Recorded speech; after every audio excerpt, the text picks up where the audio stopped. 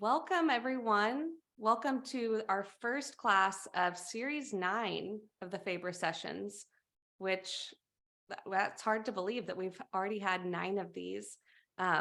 We kind of work on a semester rhythm here at the Faber Institute. And so we have kind of our fall series, and then we're now into the new spring series. And this one is on poetry again, which is always really wonderful and exciting and lovely to do with Father Ganz because he's so well read in poetry. And it just makes for really wonderful classes. And then with all of you, wonderful discussion as well. It's really nice to see you all there in your own homes. And it's wonderful that we're able to have this technology and ability to meet from wherever we are around the country, a few people outside of our country. So that's really great to be able to all gather here. It's dark here in Portland. There's apparently a chance of snow tonight. I'm getting all sorts of notifications for school delay possibilities and all of that. So wherever it is, hope that your home is warm and cozy, and it's just wonderful to have you here. For anyone who might be new or it's been a while, I keep everyone muted for the most part, and I'll be keeping an eye on the chats on the side if there's anything you need to bring to my attention. And then there will be times during the evening where if Father Ganz invites people into the conversation, feel free to unmute yourself and speak up. You can use the raise your hand and I'll try to bring you in that way so that we can have some good listening of the poetry and then some good discussion and interaction as well. I'll go ahead and turn it on over to Father Ganz, and he will get us started on this first class, which includes poems of the Bible. Thanks for being here. Thank you, Mary, and hello, everybody out there on this still winter night. I wonder if we just can take a moment to acknowledge that we are going to be trying to hear beautiful language, thoughtful, shaped language, so that we don't forget what that actually sounds like. Language that's cared for, and language that seeks in each person to develop itself, to become more refined and capable of expressing meaning. So to do something like this in a world full of clatter and noise and ugly speech, to be honest, just ugly, broken speech, this is kind of an act of defiance, a holy defiance. And that's good, because Christians are of this world, in this world, but not of the world, to use an ancient formulation. And we should be kind of familiar with, perhaps more often than we expected, kind of standing against the flood and doing the best we can to claim things and hold on to things that matter. So in this holy defiance, let's just take a moment to try to express to God in words that are as beautiful as we can make them, that we desire to have him here with us. Direct, we beseech you, O Lord, all our actions here by the inspiration of your Holy Spirit. Carry them on by this gracious assistance, so that every prayer and work of ours may always begin in you and through you be happily ended. Amen.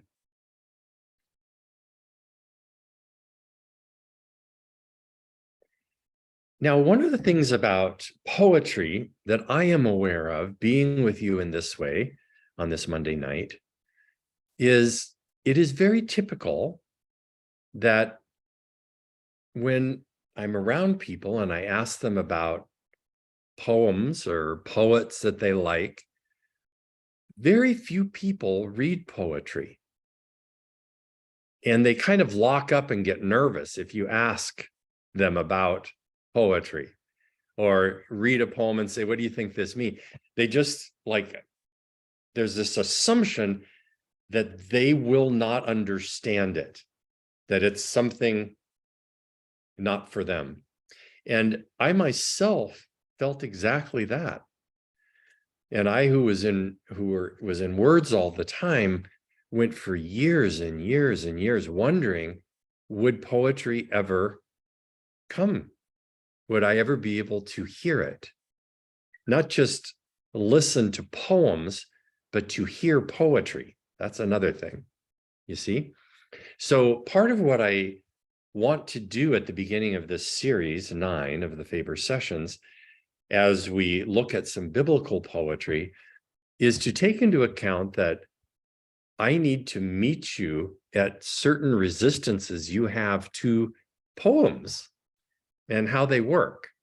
And so to kind of move us all into a place where it sort of opens us to, so what is poetry anyway?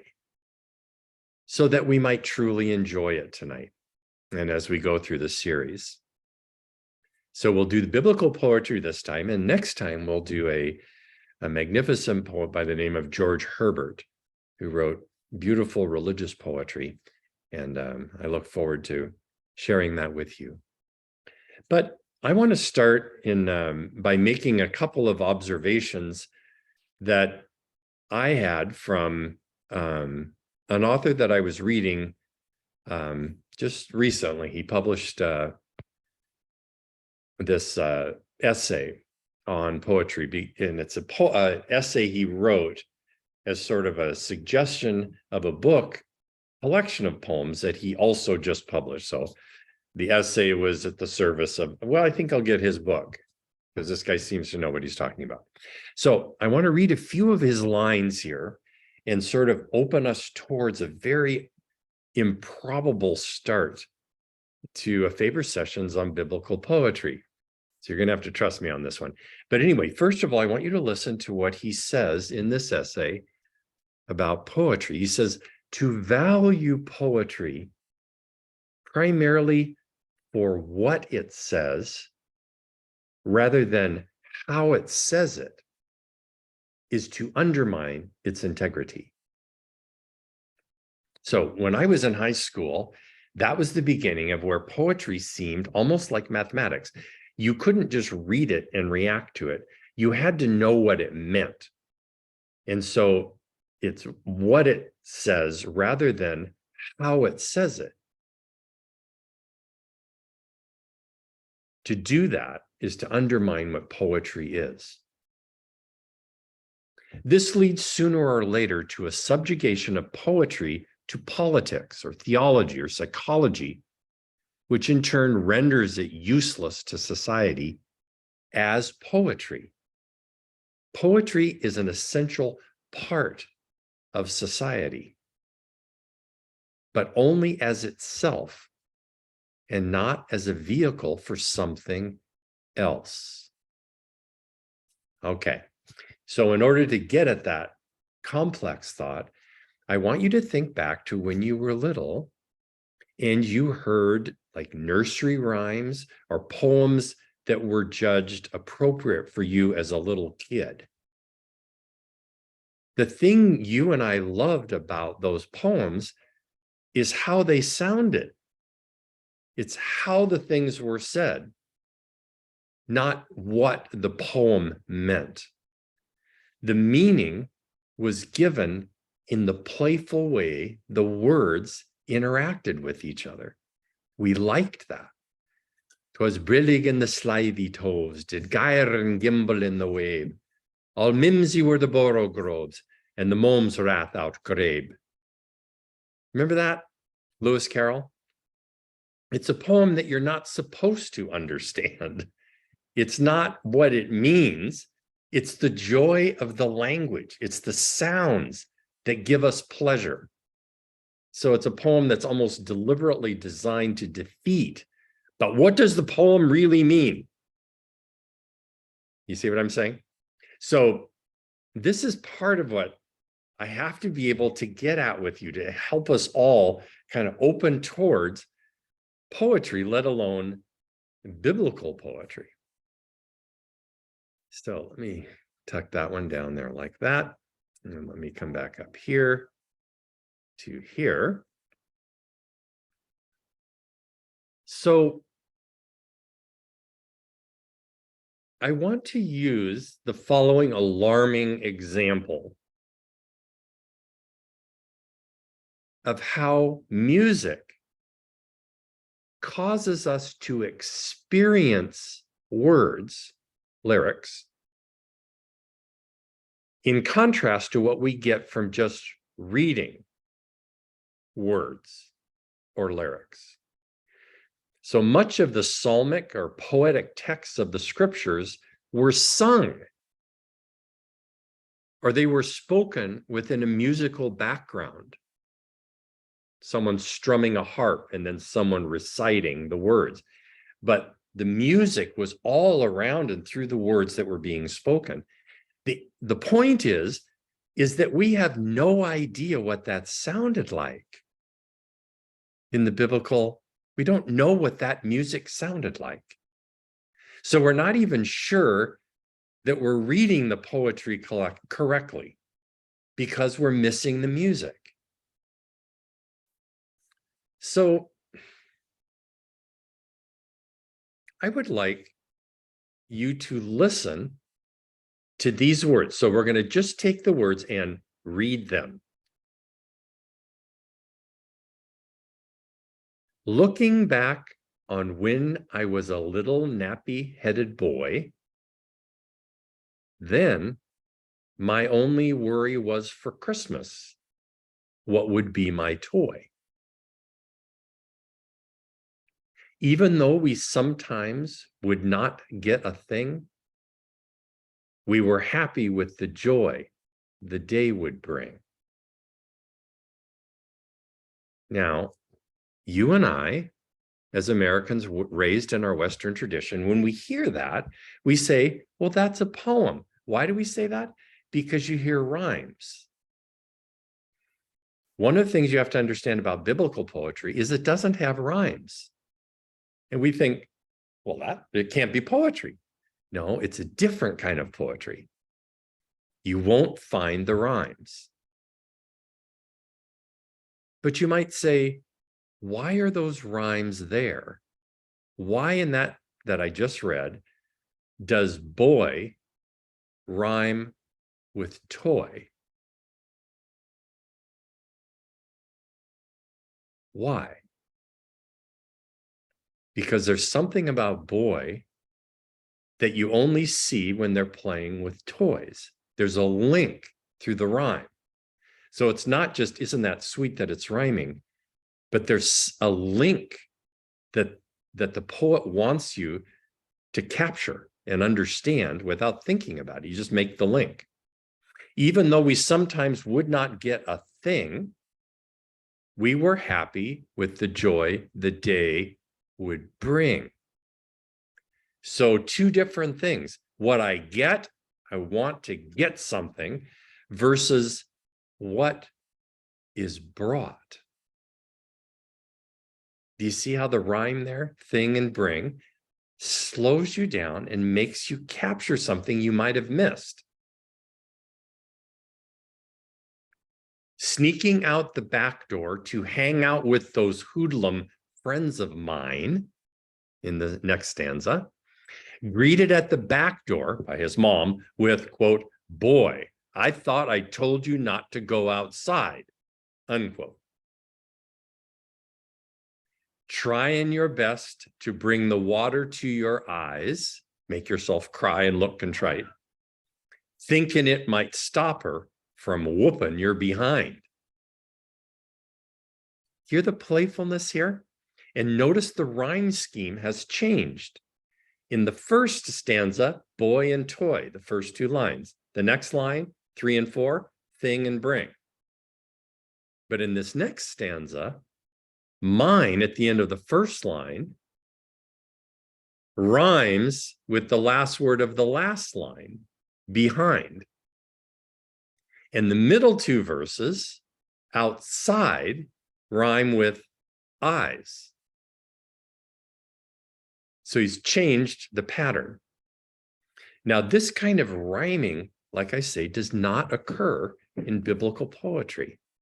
But I am going through this poem to begin to open up and slow you down to begin to see there's something interesting here with the way the language is being used. Okay. Now, the last stanza before we take a step with this. The third stanza. It's not the last stanza of the whole thing. It's just where I'm going to stop. Okay, here it goes. I wish those days could come back once more. Why did those days ever have to go?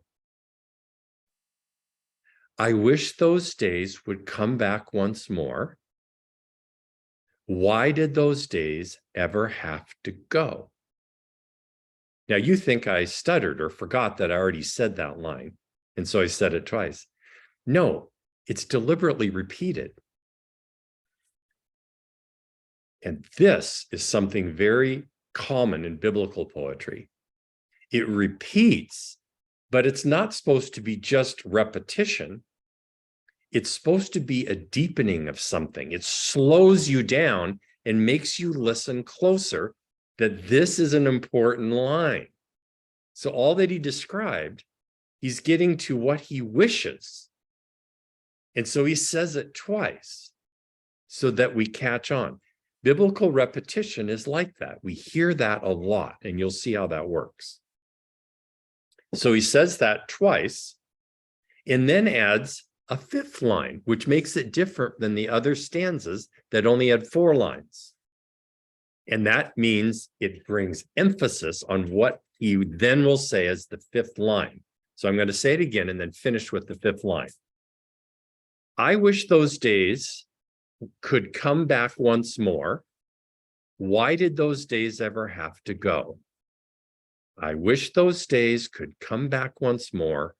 Why did those days ever have to go? And now the 5th line. 'Cause I love them so.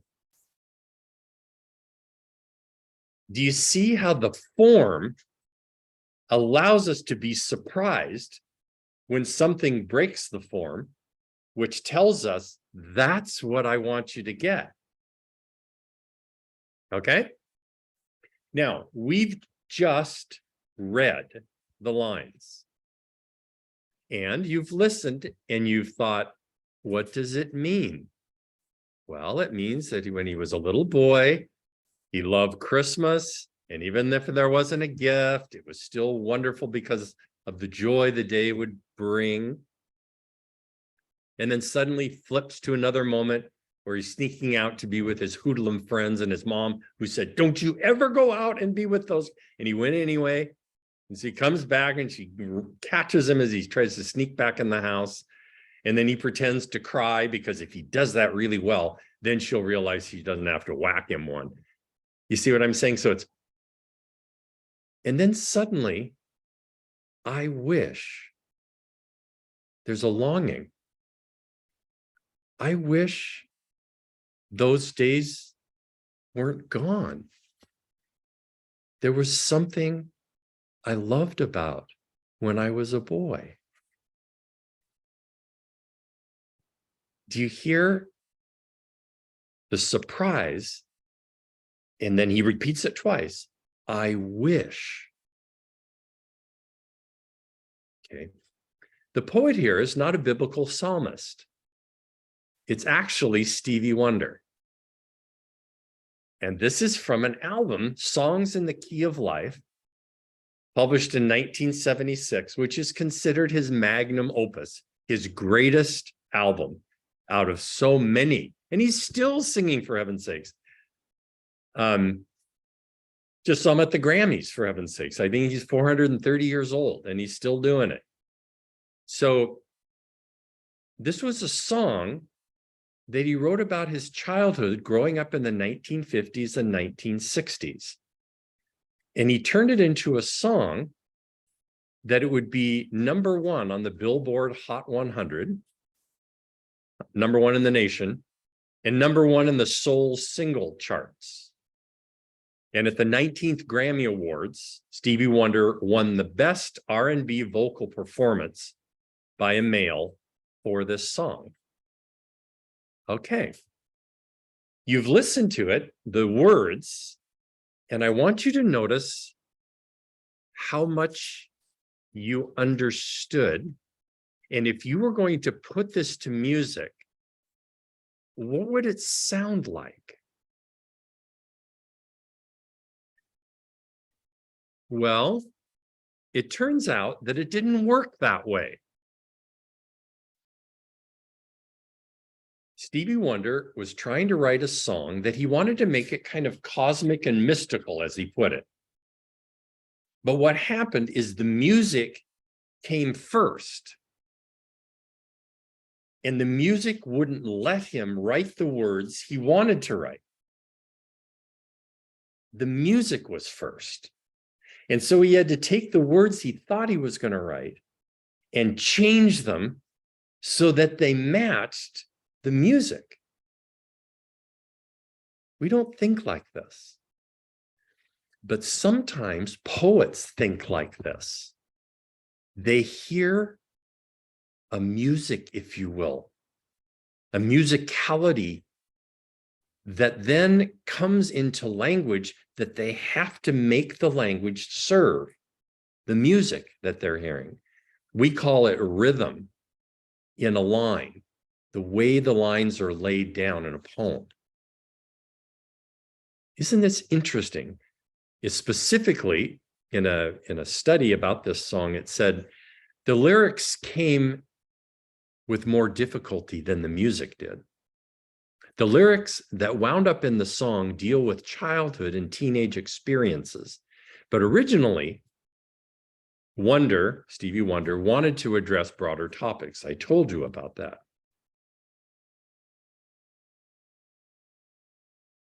So I want you to imagine, we know Stevie Wonder's a poet because we heard that, the rhyming and how that works, and the structuring of the language.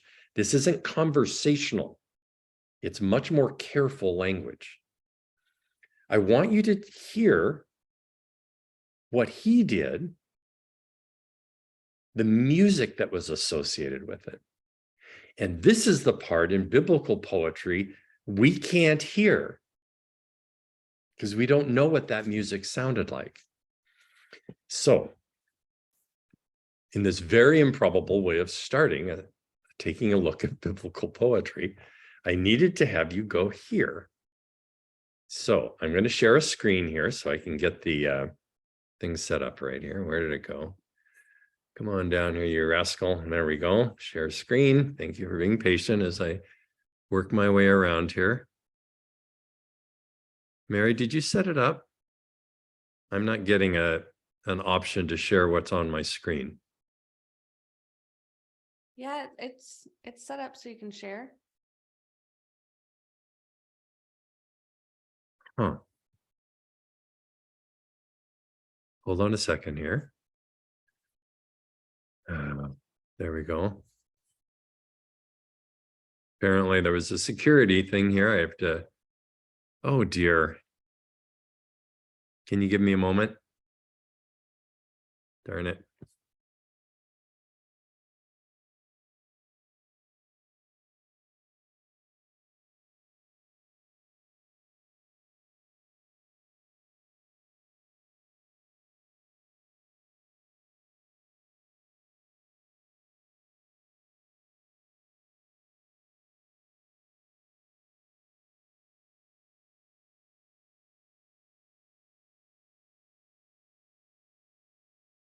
Did we lose him?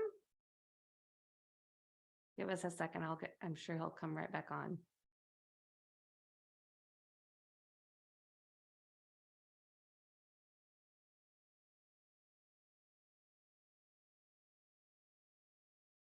There he is. Well, for being patient, I thought I had all carefully set up. Okay, I'm back. There it is. Okay, here we go. Now I'm going to put up the, I'll put up the lyrics as you listen here. Here we go. Listen to this psalm.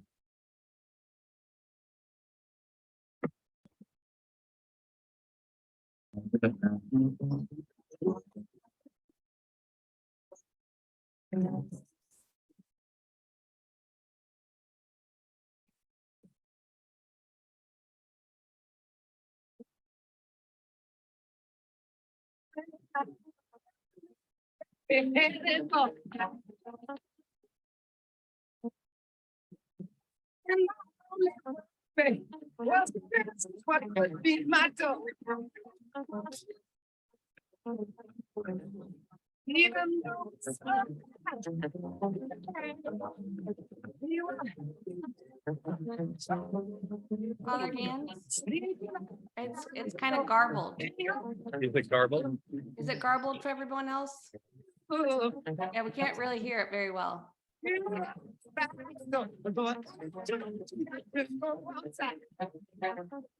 It's not coming through. No, it might be taking too much bandwidth where you are. Oh, okay. We just have to deal with life as we find it. I'm sorry about that. It says set up professional audio.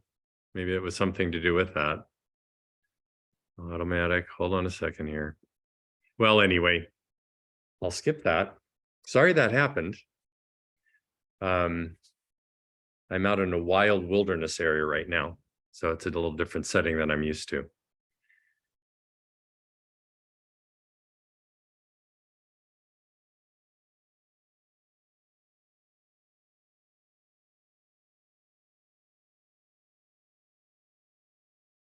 Could you hear any of the music of it? Not really any of it. I kind of wondered because I looked at your faces and your faces were supposed to change as you heard it and they didn't. I thought something is not going right here. Okay.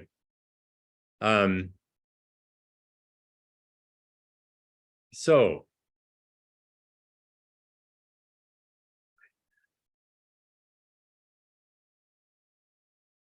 give me just a second here. It's kind of threw me a little bit sideways here, and I'm sorry because I thought I had it all correctly set up. I bet if you played it on your phone, just right there by your computer, it would still work and we'd be able to hear it without it taking your Zoom bandwidth. Oh, that's interesting. Okay. Just so we could get a taste of it. Okay. I wanted you to catch it because okay,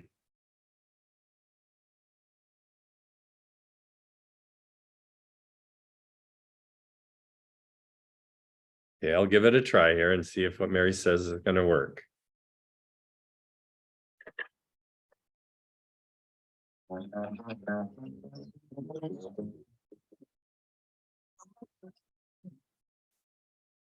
No, It doesn't do it. that's the weirdest thing. Okay. Well, I can't teach that part. I really wanted you to have that part because what I was trying to get at is it's taking words and trying to match the music. But in this case of the song, the music came first and Stevie Wonder had to match the words. What I wanted to do with it was to have you, when you listen to biblical poetry, to realize the music is missing. And we're trying to listen or reach for that. But what I wanted you to hear also was the mood was so different when you just read the words, what you thought Stevie Wonder might have felt about what he was writing versus what the music turned out to be. So it's possible to read a poem and not hear the music, is what I'm saying. Okay.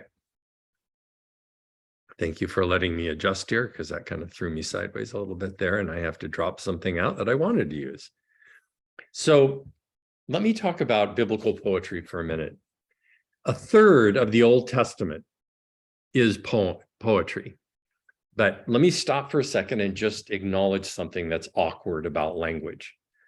We call the Old Testament old, and we call the New Testament new. And this is a problem on so many levels. So the Old Testament, remember, was the only scripture Jesus had. He didn't call it old. It was the sacred scriptures. And we who use that kind of language, Old Testament and New, especially in American culture, we assume that some things old, like me, are of no real use because the new is what we need. We are very much attached to the idea of progress and that newer is better. It has to be. Otherwise, why would you make it if it weren't better than the old stuff? So Old and New Testament is a problem here because it already suggests something, that the old is only for the sake of the new, or that the new supersedes the old. And that is not the case at all. So what we want to imagine is, instead of the Old Testament, we're trying to think of the first foundation of this magnificent experience of God coming and personally establishing a relationship with a particular people, of which we are the inheritors of that gift. So it's a foundation upon which we build. It's not something we throw away like you would do the foundation of a house. You'd never throw that away. The house would fall down. So roughly a third of what we call the Old Testament is poetry. And 3 books are specifically poetic. The book of Job is all poetry. Proverbs, the book of Proverbs, and the book of Psalms. But there are poetry that shows up all over in other places in the scriptures, not just in those 3 books. There are patterns in poetry in the Bible that are different, like I've tried to suggest with the Stevie Wonder lyric. It's a pattern that's different than rhyming and meter. So one of the patterns that you will find is one I pointed out there with Stevie Wonder in the last verse we used, is a repetition. That comes up very commonly. We think in English, if we're writing something, that it's kind of bad style to keep repeating something. But it wasn't true in the Hebrew language. Something was going on. So repeating for them was like the bell in a great church that keeps ringing. It doesn't occur to us to say the darn thing, it keeps repeating. That each time the bell tolls, it has its unique gift. You hear it in things like in the Mass, the Catholic Mass, we say, "Holy, holy, holy Lord God of hosts." It sounds like, did you stutter or you have a problem with words? No. Holy, holy, holy. Holy means other. Holy, holy means other more than other things. And holy, holy, holy, if you say it 3 times in a row, means it's the holiest thing ever. There's nothing more holy than that. Repetition is a typical pattern, and we're going to see some repetitions, and we're going to work together to see if we can understand what the repetition is trying to capture. In the Stevie Wonder lyric, it was, I wish. The repetition slowed us down so that he could say, this is what the heart of what I'm trying to say is. I wish those days weren't gone. I wish I could be back there again, because I love them so. It's the heart of the lyric. And the poetry helps us see it, the repetition.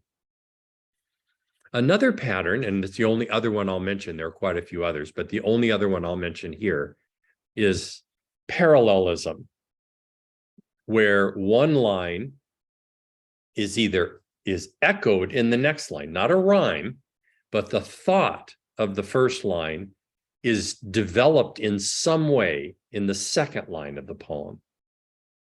So it can be a development by contrast. This is white, and then the next line, and this is black. This was good, this was bad. It could be a parallelism in which it's almost a repetition, but it's saying the same thing in another way. So that the first line is enriched by saying it another way in the second line. And another way parallelism works is there can be intensification. So something can develop in the first line, is then developed. That thought is carried a surprising direction in the next line. It's a structure. And we're going to see it here as we turn to a particular psalm.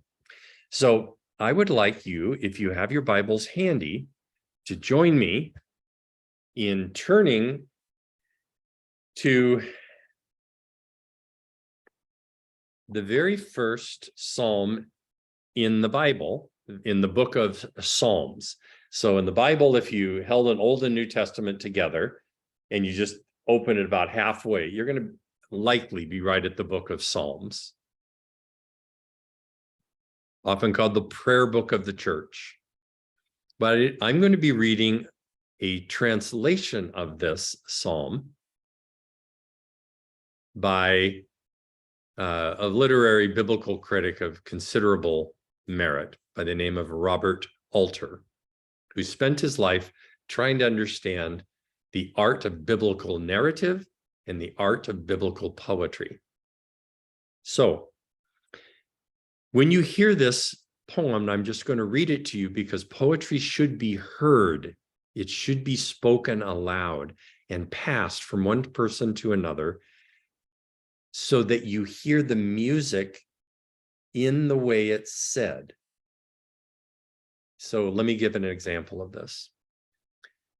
I realize that the reason why I never had access to poetry was I never had poetry read to me in a compelling way. Poetry was spoken to me in classes in high school as a kind of puzzle that I had to figure out, and I probably didn't know how to figure it out. And that's why the teacher was there to say, I will show you what it means. And so they read it like that. And so I never heard the poetry when I heard the poem. It was many years later, I bet I was in my 30s, that one time I was doing my yoga and I happened to be listening to like NPR, and they read a poem on the radio cast. And I'm sitting there on the floor, twisted up, and it's some sort of yoga thing, and I'm listening to this poem by Sharon Olds. It was the first time I heard poetry. And I went out and bought that book and began to have access to poetry. You have to hear it. Now, when you hear this Psalm number 1, this is the entry into the Psalter. So it's kind of the key thing. Remember in the creation myth, the great story in Genesis about the creation of all things? What was it that God first created when he started to create? Let there be light. But the light that he's talking about that was created on the first day is not the light that you and I talk about when we talk about it's dark now, but it's going to be light tomorrow, because the sun and the moon were created later. So what light is he talking about? Let there be light. It has to do with right at the very foundation of the universe that God spoke right into all material things that he will shape and form into the universe. A clear distinction between good and bad. Light in the sense of moral light. That the place he's going to create is a good place. A place of light in that sense. That's what he created. So the book of Psalms is capturing that creation by saying there are two ways to come out of life. And you have to understand this in order to understand anything the rest of the Psalms are going to talk about. As you hear me read this, be not put off when I say, happy is the man, in our sensitive time about that there are men and women that are running around here on the planet. But just remember, in that context, it was the men within the family structure who were expected to be the religious leaders of their family. The women were not entrusted with that in the culture. They were entrusted with kids and the running of the household and things like that. They had those powers. But things to do with religious stuff were left to the men to figure out. So I'm going to read it and have you listen. And then I want to ask you what you heard. At that point, I'll turn to Mary and I'll say, let people just react to it, okay? So if you have Psalm 1, remember you're reading a translation of a Hebrew text that's very old. And so the Englishing, the way the translation will work and what you hear will be in tension with what you are reading in the Bible you have. And that's good, actually, because you can say, you can feel the work of translation as a creative act in itself. Here we go. Happy the man. So happy is the very first word of the Psalms, of the whole Psalter. Happy. Just like at Genesis, the very first word is light. Happy the man who has not walked in the wicked's counsel, nor in the way of offenders has stood, nor in the session of scoffers has sat.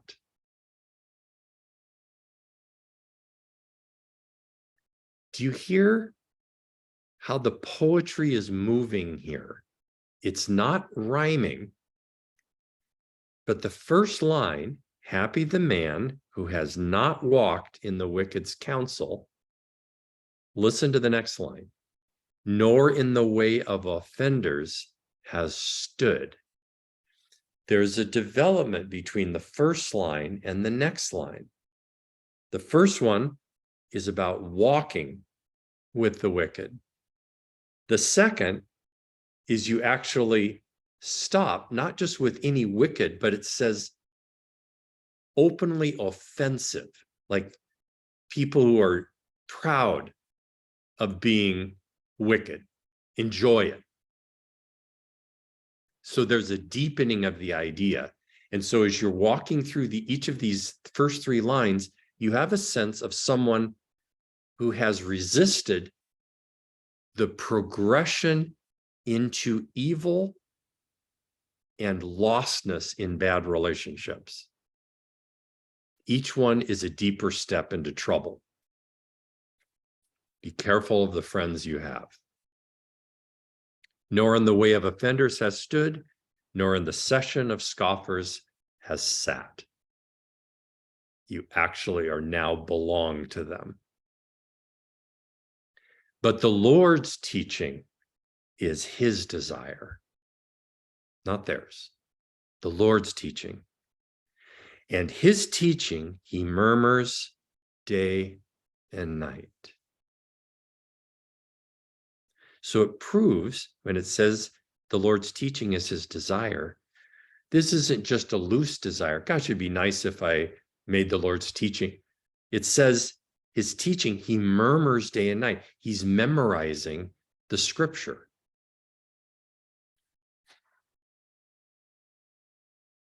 And he shall be like a tree planted by streams of water,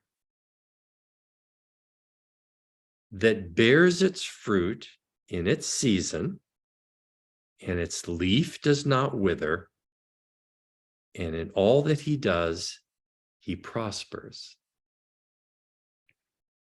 I'm just going to finish it and then let you react. I reacted to those first few lines to help you into it. So I'll finish it and then see what you noticed. Then it switches. Not so the wicked, but like chaff that the wind drives away. Therefore, the wicked will not stand up in judgment, nor offenders in the band of the righteous.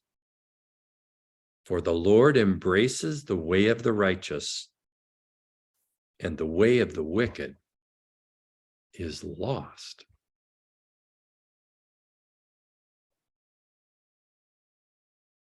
Comments?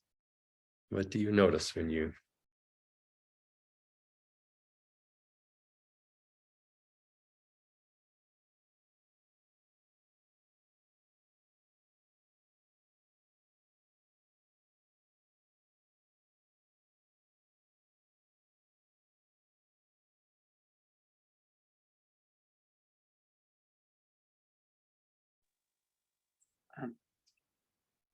Yeah, Chris. Go ahead, Chris.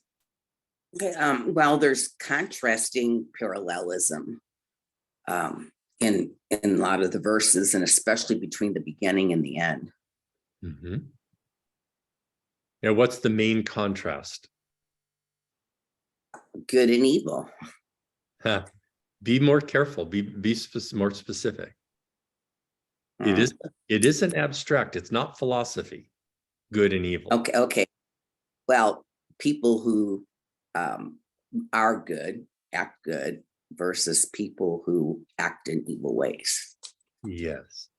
So it's about kinds of actual people that we actually know. And that's important. It's very typical of biblical poetry, how concrete it is. It doesn't go like the Greeks into the philosophy of good and evil and where did evil come from and what is good in itself, things like that. It's concrete. It's about actual people doing actual things. Yes. Thank you, Chris. Go ahead, Mary. Well, the good is like a tree, and the wicked is like chaff. So the tree has roots and can stand, and the chaff just gets blown away. That's the contrast. Yeah. So, Mary, when you say that, when it says this person who has the desire of the law and murmurs it day and night, it says, he shall be like a tree planted by streams of water. Well, what is that like?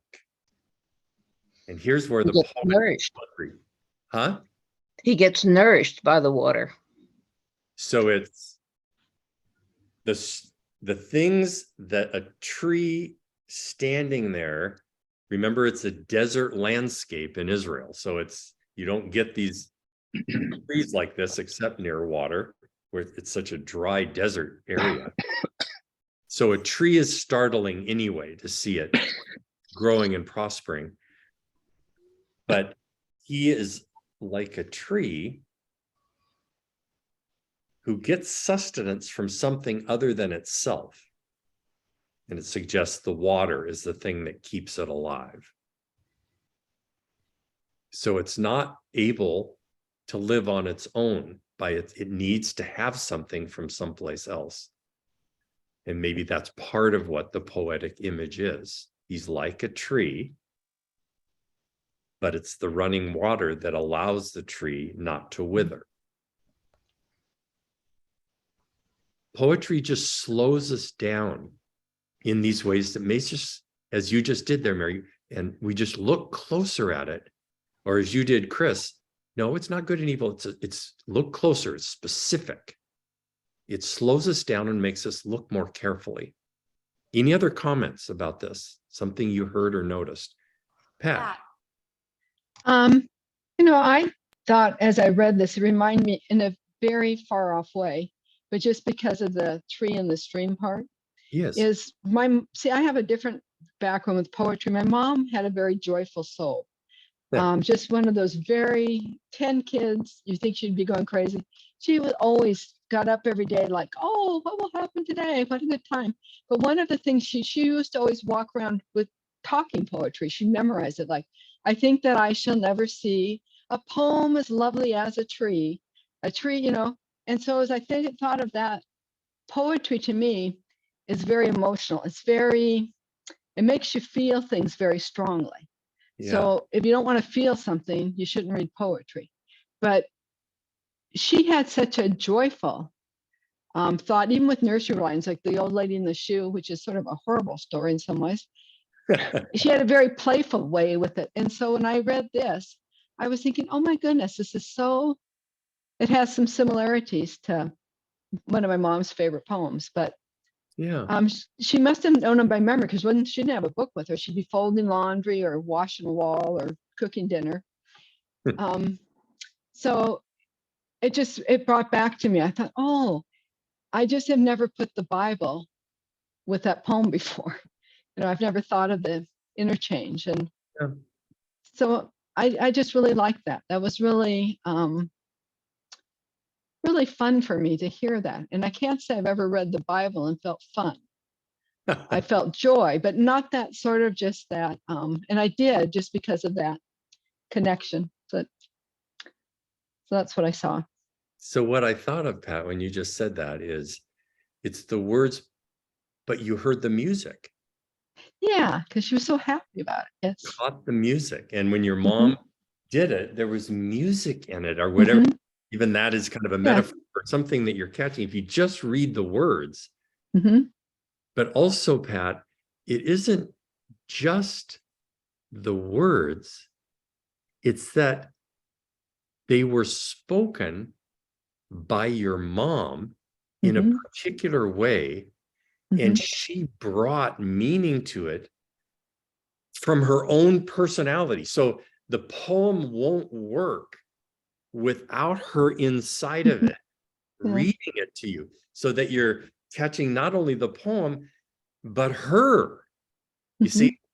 And this is another thing about biblical poetry and why so much of the Bible is poetry, is that you have to enter it and actually practice saying it out loud to see if you can get the music in it. How would you say it? What are the feelings that you would have when you're in a desert climb and you look and you see a huge tree, just as green as can be, and everything else is just desert brown? And you know not only that the tree is beautiful, but there must be water near. See? And so the image then, the poetic image that we're getting is that a good person is like good news. It's like someone that you see, you know there's going to be water nearby. They are alive and fresh. There's fruitfulness in their life. That's the image we have to catch. And in order to get it, you have to, like you remembered there with your mom and saying that poem, the poem is beautiful as a tree, that you remember her. Yeah. And that she is a source of life for you. Isn't that cool? You see, when we slow, poems slow us down and make us be more careful and observant about the images, because they've been specifically chosen and charged with the grandeur of God. They've been absolutely illuminated, intensely filled with a meaning. You can't read poetry like prose. Yeah. That's the point. I think the other thing for my mom that gave me a sense of joy, it wasn't like she was sitting down and reading to us. She was cooking dinner or folding laundry that we were doing with her.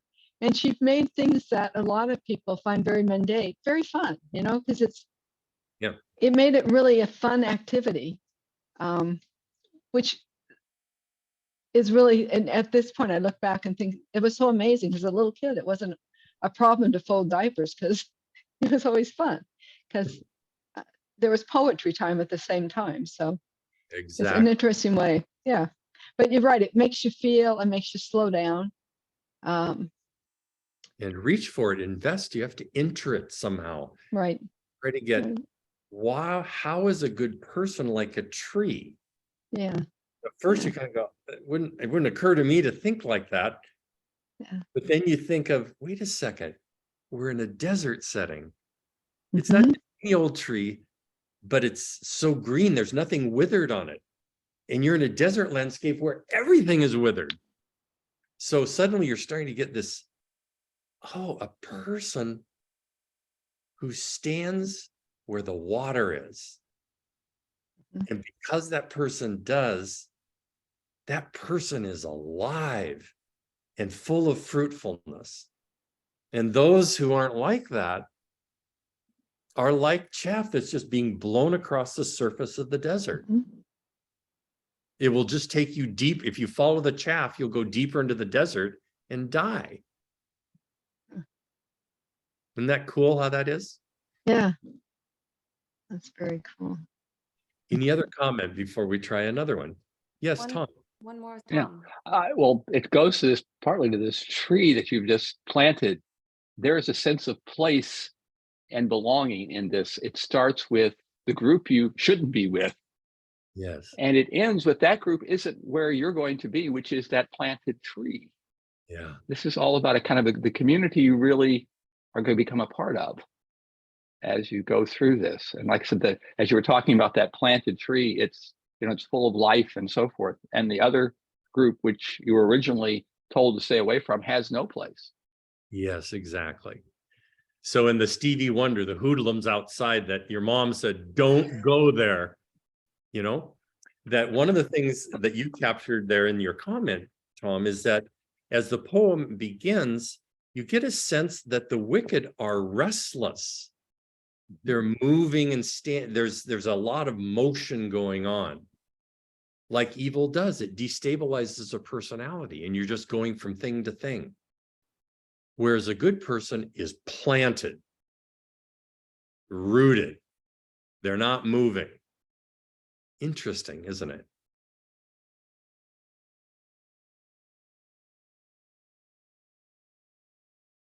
Let's go to another poem. I'm going to take another psalm with you. Go to Psalm 51.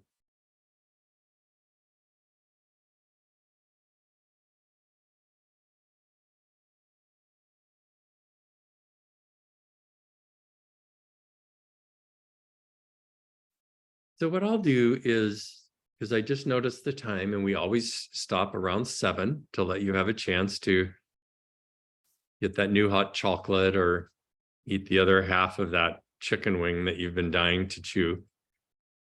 And then we'll do a break here. So just hold that at page 50 or at Psalm 51, that beautiful poem. And I'll turn it back to Mary and you can tell us what we do with our break here. So let's take a 6 or 7 minute break. Then we come back at 7:06 and just get up, stretch your legs, have another something to drink, and I'll call you back when it's time to come back. Or stick around, we'll be here too. Thank you, Mary. Mhm. Well, I'm I- sorry about your video or the sound, Father Ganz. It might be even I'm just your gonna- new laptop. I do. Yeah, exactly. Setting.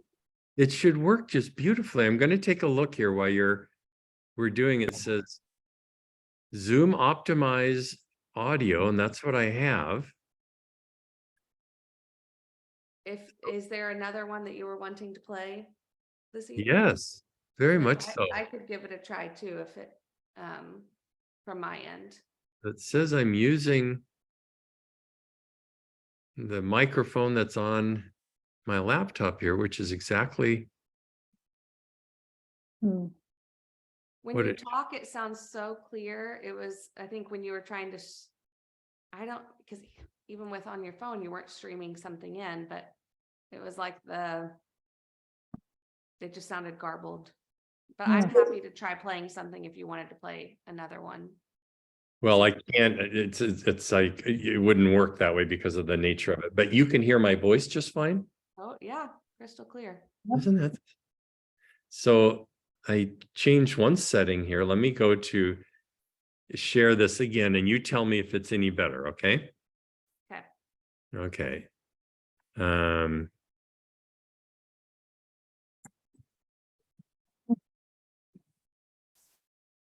Because I can see it moving that shows it's playing, but I can't hear anything actually. I've never had this issue before. But then when you talk, it's totally fine. Yeah. I think it's just God's holy will that it not work. Let's see. I have no idea why it's not working. I don't know. Yeah. We'll Huh. test it out for the next time. Okay. And I'm wondering, I wonder, I might have to double check to see where the microphones are on this laptop, and maybe the cover I have on the laptop is covering the microphones. I don't know. I You wouldn't can't- think so with. I wouldn't, yeah, I wouldn't think so, because you're hearing my voice just fine. I don't know why it Yeah. should do that. Yeah, I don't know. Anyway, enough of that. Yeah. Anywho. Anyway, hey, Katie, nice to see you out there. Nice to see you too. I had to race to get home in order to be here. Oh, gosh. Were you but- with the grandchildren? No, actually, I wasn't today. It's not a day for me to do that. Okay. I'm going to be back in Portland this weekend. Oh, you are? Yeah, Simon's being confirmed, Oh, well, I'll which be I darned. found out which I found out when I was down last weekend. I mean, the weekend before this last one. Yeah. I hadn't known that, so I'm heading back down for the long weekend. Oh, I forgot it's a long weekend. Yes. And will he be confirmed at the parish or I at the believe cathedral? so. Okay. Yeah, I think it's at the parish, Okay. and I'm Hmm. going to bring the two girls with me, Okay. so that'll be cool. Yeah. Oh gosh, Katie. Yeah. Katie, I got to spend an evening with Laura and David recently Yeah. at Elizabeth's birthday.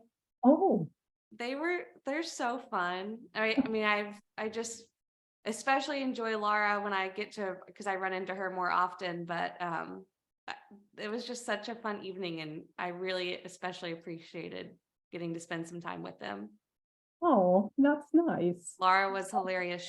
When she got there, she said, "Sorry, I'm so late. Traffic was awful." And it was just over at John and Elizabeth's. Oh. Just about walking across the street. yes. Cracked me up. Yeah, that sounds fun. Yeah. I always love it when I get to spend time with them too. Well, I mean, it sounds like they're just having a wonderful time being across the street from each other. Yeah, it's kind of amazing how that all worked love it. out. Yeah, me too. Father Ganz, Mike Hummel and I were thinking you should just sing the songs for us. Oh gosh. You write the songs that make the whole world sing. Oh gosh. A Stevie Wonder impression. Yeah. Rick, I want to try something here for a second. One last shot, okay? I want you to tell me whether if you can hear this sound, okay? So I'm going to just one last try, share the screen. I'm going to go here. Okay, you tell me if you can hear this. Hi. Hello. How are you? I'm awesome. You can hear that? Yep. Well, I'll be darned. Well, then I can use the example. Okay, Okay, good to know. Interesting. Yeah, I don't know why that is. Still a mystery. Well, I'll start there when I come back then. I wanted to be able to go there and Tom Labarge is he's he's the tech one who could expert. sing. Yeah. Or the singer, but he had some ideas about the tech stuff, but that one worked. Rick, Rick, there's a chance to share audio as well as just your screen, and I think that one gets you into the sound that you're playing, not just what we're seeing. Okay. And is that in the preferences somewhere? It's in the share. When you come up, I think when I've done this, it's in the bottom left corner. There's a tiny little box that you can click. It says share audio. When you get into the share screen. And I haven't done it in a while, and they tend to update things and move things around, so I'm not 100% sure. Okay, let me see if I can see that little thing in the corner. Okay, I see. Don't see it there. Screen sharing. I don't see an option. If you just hit share screen and it comes up with that sort of white, and at the top it says basic, advanced, and files. Down in the left corner it says share sound. At You least know, that's what I'm seeing. So I see mute, share, stop video, participants chat, pause, share, annotate, remote control apps. Hmm, Yeah, I don't see it there. It's okay. a tiny little box in the left-hand corner on mine. Yeah. That's what you're referring to. I know, and I see no box like that. Okay. Yeah, All right. the world is complicated. I think Carry with that on. one, you'll be able to share it, hopefully. Anyway, when it's time. are we Yeah, are we but we're at time now. I'll ring the Okay. little bell. Well, thank you all for these technical difficulties. I just hate having those to have it that I was unable to say hello to you, and I don't like when that happens. But I was just trying to get it sorted out because I wanted to be able to give just one more example of something I'm trying to drive at in relation to how poetry works. We saw it in Psalm 1. I'm going to back away and I'm going to talk about through an image of a video that I'm going to share with you about America's Got Talent is the scene we're talking about here. And a woman walks onto the stage whom we have no idea who she is. And we begin to know who she is from the moment she walks on. I want you to notice that you'll start to draw conclusions about what she might be like by watching her walk and how she holds herself, what she wears. Just be conscious of how because the mind doesn't like a void, you're starting to conclude things. And that's really important in this experience about reading biblical poetry, where we assume we know who God is and how often we're startled at how very different God actually is. So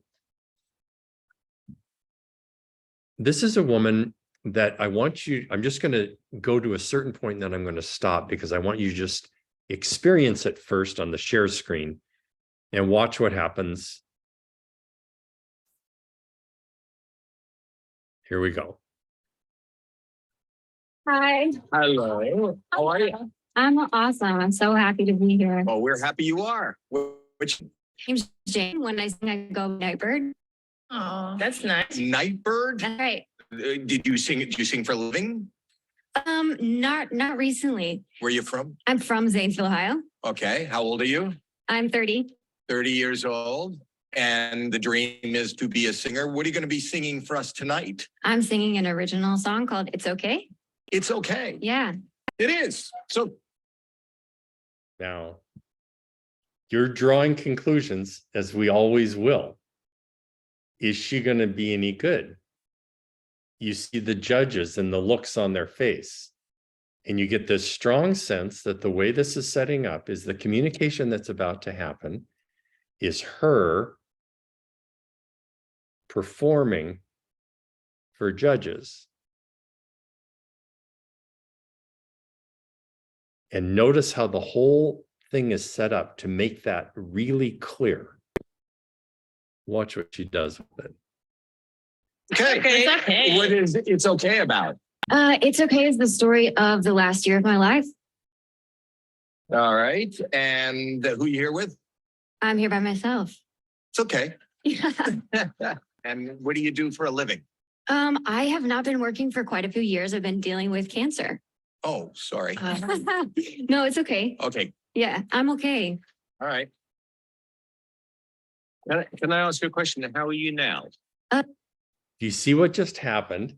Is the whole thing went clunk.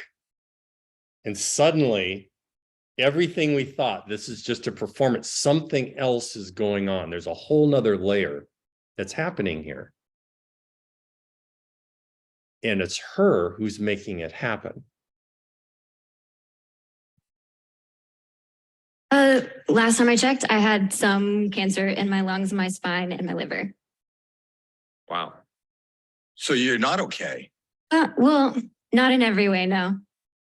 You got a beautiful smile and a beautiful glow, and You do. nobody would know. Thank you. It's important that everyone knows I'm so much more than the bad things that happen to me. Yes. All right. Sing for us. Good luck. Nightbird. Okay, I'm just going to stop. Forgive me for doing it. What do you think, given what's happened, that she's going to sing about?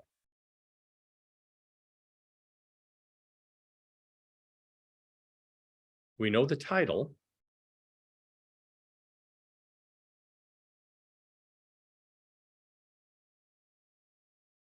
It's a poem.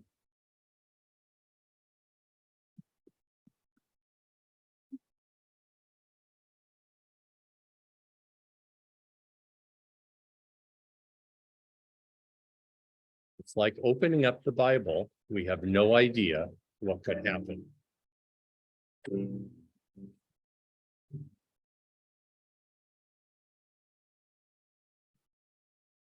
I moved to California in the summertime. I changed my name thinking that it would change my mind. Thought that all my problems, they would stay behind. I was a stick of dynamite and it just was a matter of time, yeah. All day, oh my, now I can't hide. Said I knew myself, but I guess I lied. It's okay, it's okay, it's okay, it's okay. If you're lost, we're all a little lost, and it's all right. It's okay, it's okay, it's okay, it's okay. If you're lost, we're all a little lost, and it's all right. Notice the It's all right, repetition. it's all right, it's all right.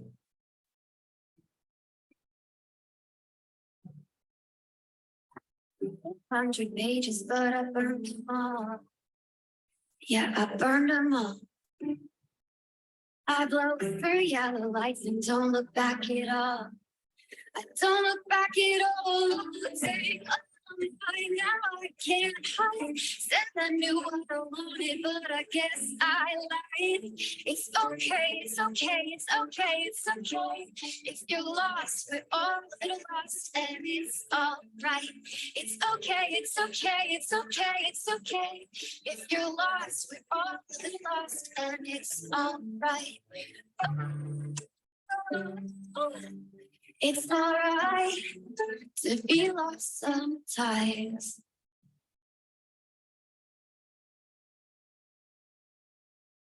Wow.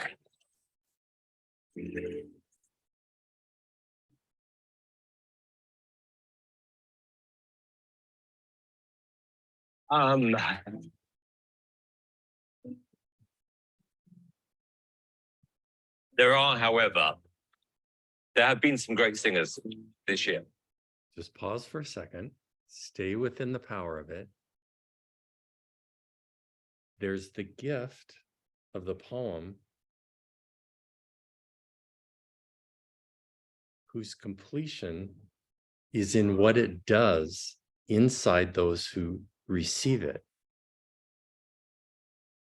And not everyone knows how just to be quiet. The whole room, thousands, froze. There was no one moving in the whole place. She wasn't singing to the judges, but to everybody.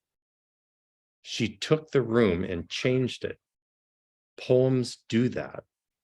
They have their own authority. They go where they want to go. And you can watch the judges struggle with trying to get control back.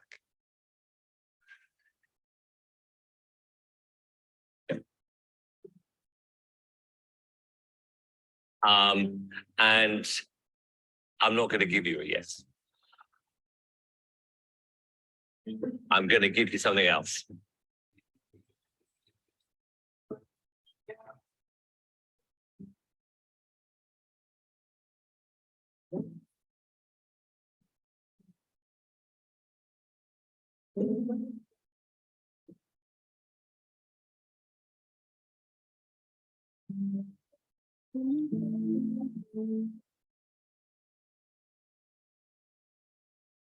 It's okay, it's okay, it's okay.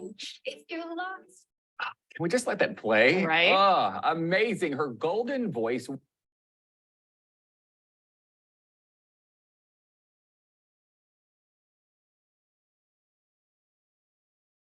That's why poetry is different.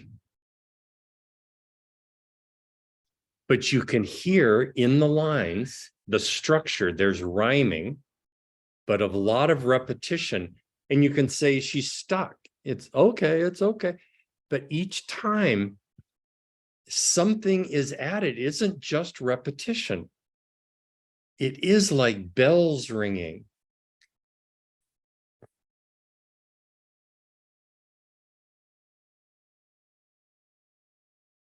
What happened at the end there, and the way the Americans Got Talents go, is you're in an audition, and if you get an audition, you have to go to the next level, a smaller group, and then you go to the next level, and then maybe you'll get to be a finalist. If you get the golden shower thing, or whatever they call that thing, you go straight through to the finals. It's an incredible thing. And he didn't even let the other judges speak. She just went straight through to the finals, which is just wonderful. But that's the best he could do, because he had not nearly the power that she had to take over an entire room. And she sang this song, and not many months later, she was dead. The cancer killed her.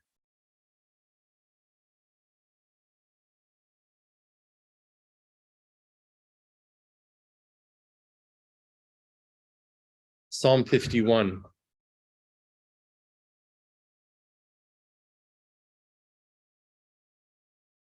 This is the only psalm that we have that tries to directly connect it to a moment in David's life where he really thought things were going really well. And by everyone else's estimation, it was going well. He was king. He'd united his country. He was beloved by people. And he made a horrible mistake that was very difficult for him to accept. It was because when we make such mistakes, it's a human thing. We say, well, that wasn't really me. The problem is it really was me. That's the thing about is we try to distance ourselves. Well, the real me is this nice, well put together. I'm not that. And that's the trap. No, it is. David had this in him to betray even his closest friend, steal his wife, Bathsheba, and they would have a son named Solomon.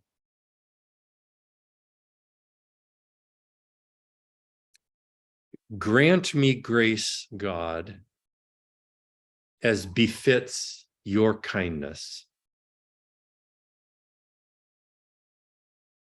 With your great mercy, wipe away my crimes.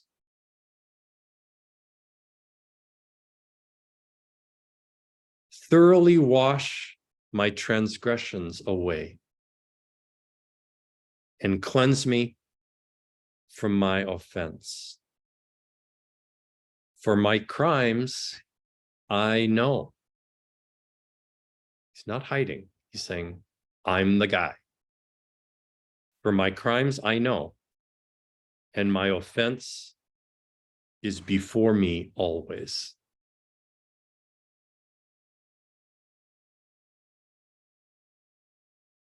You can feel that, can't you? We've all been in circumstances where we blew at something badly. And all we have is this horrible feeling surrounded. It's just like this cloud that's around us, trapping us.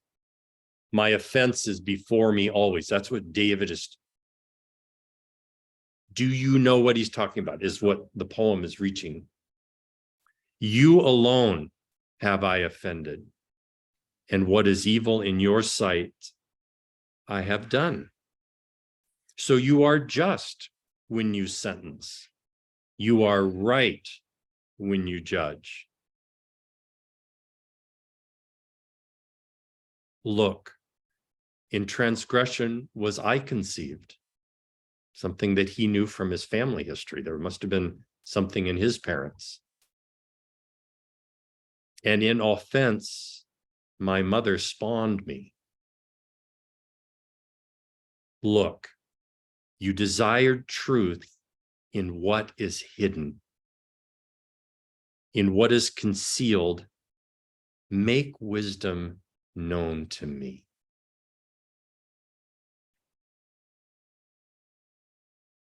Now, as a way of just showing you in biblical poetry, really in any poetry, but in biblical poetry, the intensity of attention to the use of words and exact words. I just want to go through some words so that you see each word is honed. In the opening thing, grant me grace or have mercy. Hanan in Hebrew, it means a graciousness that goes beyond one's expectation and certainly beyond one's dignity or merit. So the first thing he's saying to God is, have mercy.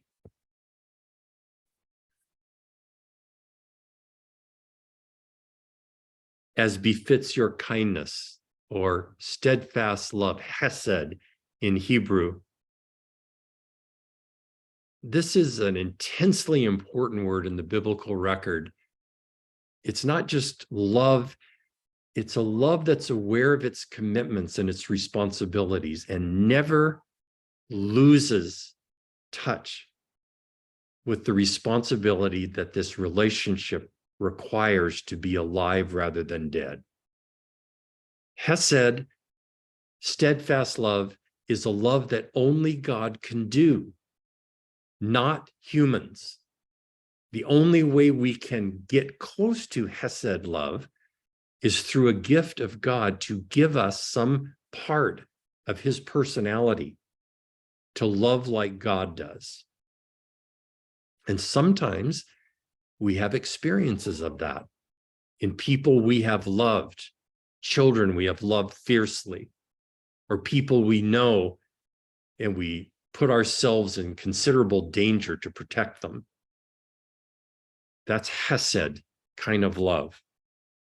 David is remembering in the self and the shame he has, he's reaching for the words of power and making a claim on who God is. Because everything about the sin that David feels, because sin is like that, it turns us in on ourselves, and all we can see is, I'm such a wretch, I'm such a sinner, what a monster, what have I done? I'm over dramatizing, but I'm trying to place it in the context of what David's circumstance was. He committed a murder in order to get an adulterous relationship. So, I mean, it's pretty heavy stuff here. So normally sin forces it. That's part of its problem, is it turns us in on ourselves. And you see David, the grace already in him, right in this experience, to talk about who God is, what God is like.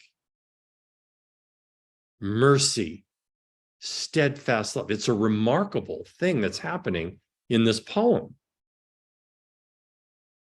With your great mercy, or abundant mercy, rahamim in Hebrew. It's a word that's related to a mother's womb. So it has to do with only something you mothers know. When you have a child in your womb, the intensity of whatever, I could never know what that is. The depth of love and connection you feel to a living being inside of you.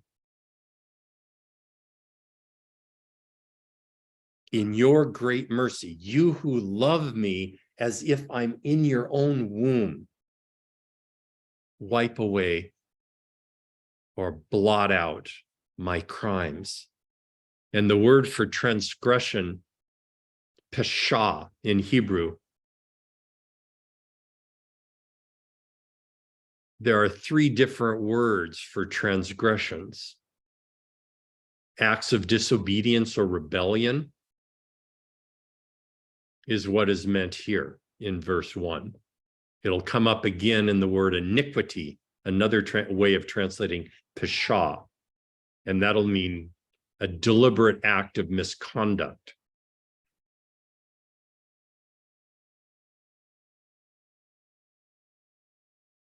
Wash me, it says, and the Hebrew there is kabas. Now, thoroughly wash me. The word kabash in Hebrew has to do with an action where you take clothes down to the river and you place them on a rock and you cover them with water and whatever cleansing agent you have, and you take another and you pick up a rock and you beat the cloth with a rock in order to force the water through the cloth and get the dirt out. It's hammering.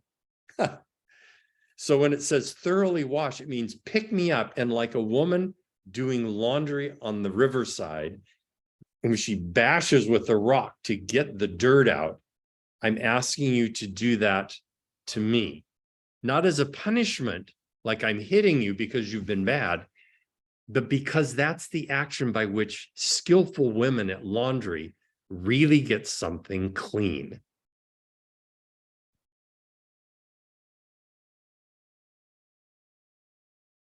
Okay, I just wanted to slow down a few of those lines.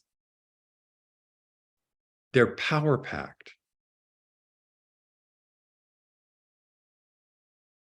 Biblical poetry, like all poetry,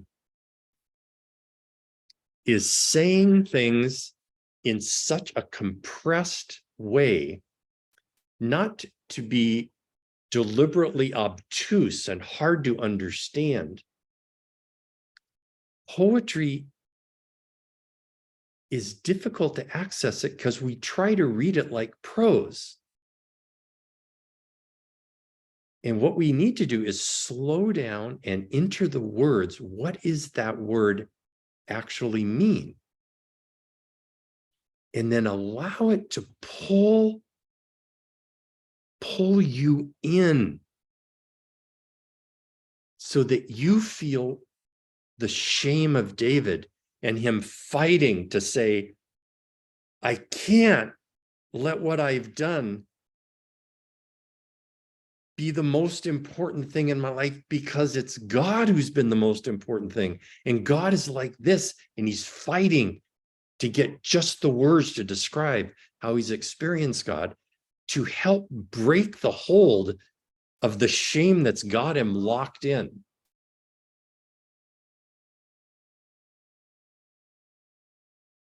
Beautiful, powerful.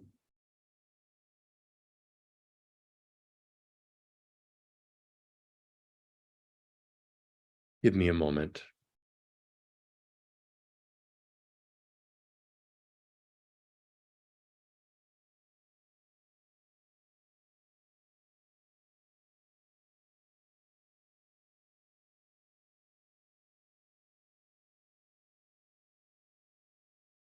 Loving God, you give us your holy word, not so that we might just read it and imagine it does a magical act in us,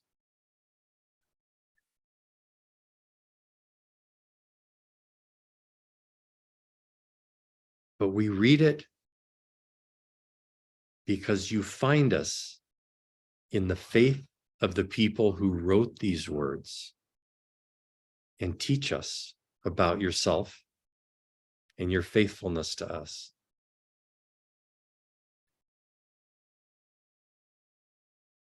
Please give us the gift of your scripture and the poetry that's in them, and purify our language and help us speak beautifully of beautiful things and good and enduring things. Thank you for this evening that we got to share on this winter night. Amen.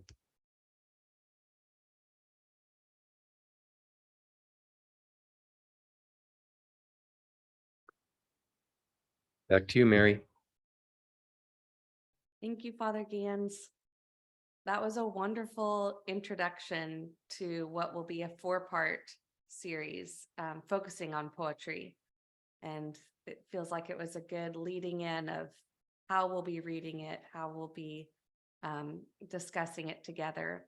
So this Faber session schedule is a little different, you might notice, than past times. It's typically the first Monday of the month. For this session, it'll be the second Monday of each month. So February, March, April, and May. There will be 4 classes, and you're always welcome to come to any that you can come to, even if you can't come to all of them. Yes. I just wanted to mention a couple other upcoming gatherings we'll have. Here in Portland, we'll be gathering again for the night school in person, but also with a live stream option for those of you outside of our area. And that is the 4th Tuesday of each month. So we'll have those for the next 4 months as well. And then also, if you're in the Portland area, we have a pilgrim's retreat coming up the first Saturday of March. So there's a few various things to look forward to in the coming weeks, as well as, hard to believe, Lent starts next week. Not this Wednesday, but the next Wednesday is Ash Wednesday. And Wow. so keep an eye on your emails, because we'll be doing our Lenten meditations again each Sunday of Lent. Tara Ludwig will be offering those in audio format, and those will be put out, as I mentioned, the 6 Sundays of Lent, starting here soon.